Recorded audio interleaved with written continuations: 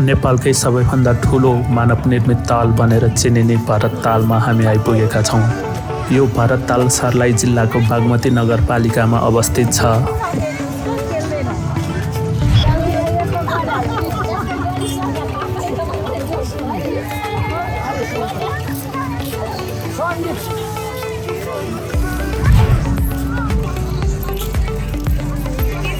यस तालले स्थानीय पर्यटक मात्र नभई भारतीय पर्यटकलाई पनि आकर्षित गरेको छ।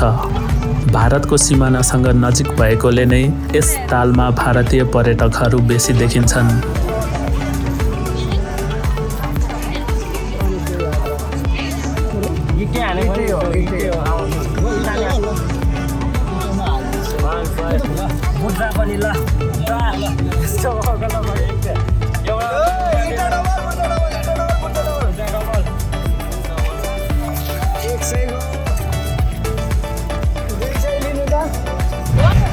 यस तालले विभिन्न व्यवसायको सृजना गरी स्थानीयको आर्थिक विकास गर्न टेवा पुर्याइरहेको छ।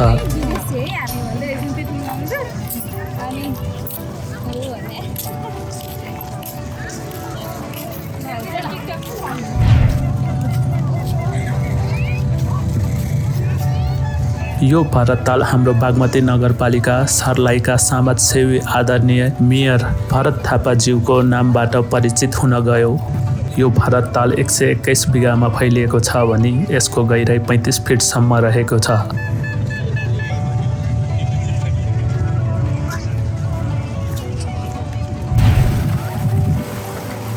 हामीहरू यस लेकमा बोटको मजा लिन सक्छौँ, जहाँ प्रत्येक बोटमा नेपाली झण्डा फरफराइरहेको देख्न सक्छौँ।